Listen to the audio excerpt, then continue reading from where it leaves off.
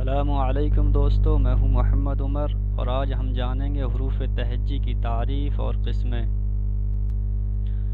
حروف تہجی کی تعریف۔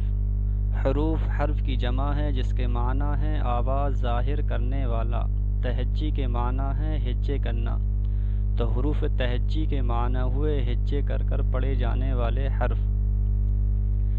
اپنے خیالات، جذبات اور احساسات کو ظاہر کرنے اور اسے دوسروں تک پہنچانے کا بہترین ذریعہ زبان ہے، اور زبان کچھ مخصوص الفاظوں کا مجموعہ ہوتا ہے۔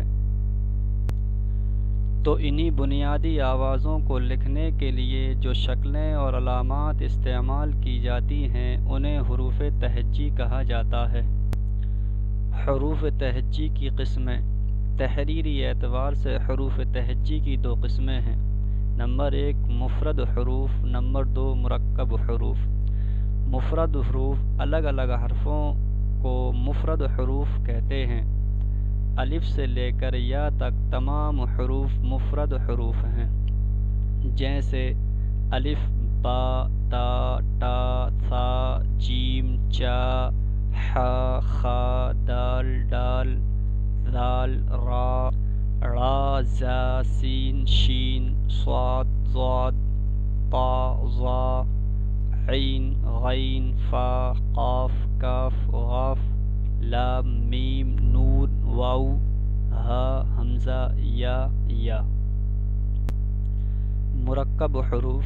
دو حروف سے مل کر جو مرکب آواز بنتی ہے انہیں مرکب حروف کہتے ہیں، جیسے با ہا سے مل کر بنا بھا، پا ہا سے مل کر بنا پھا، تا ہا سے مل کر بنا تھا، ٹا ہا سے مل کر بنا ٹھا، جیم ہا سے مل کر بنا جھا، چا ہا سے مل کر بنا چھا، دا ہا سے مل کر بنا دھا، ڈال ہا سے مل کر بنا ڈھا، ڑا ہا سے مل کر بنا ڑا، کا ہا سے مل کر بنا کھا، گاف ہا سے مل کر بنا گھا۔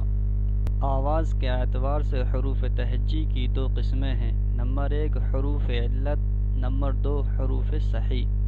حروف علت جس کو انگریزی میں وویلز کہتے ہیں، وہ حرف جن کو ادا کرتے وقت ان کی آواز دانت یا زبان سے نہیں ٹکراتی، وہ حرف حروف علت کہلاتے ہیں۔ ان کی تعداد صرف 3 ہے: الف، یا، واو۔ اور حروف صحیح جن کو انگریزی میں کونسوننٹس کہتے ہیں، الف، واو اور یا کے علاوہ تمام حرف حروف صحیح کہلاتے ہیں، کیونکہ اردو زبان فارسی، عربی اور ہندی زبان کا مجموعہ ہے، یعنی اردو زبان کئی زبانوں سے مل کر بنی ہے، لہذا اس میں ان تینوں زبانوں کے حروف پائے جاتے ہیں۔ خالص عربی زبان کے حروف ثا، ح، ذال، صاد، ضاد، طا، ظا، عین، قاف، یہ خالص عربی زبان کے لفظ ہیں۔ خالص فارسی زبان کے حروف پا، چا، غاف، یہ فارسی زبان کے حرف ہیں۔ خالص ہندی زبان کے الفاظ جیسے ٹا، ڈال، ڑا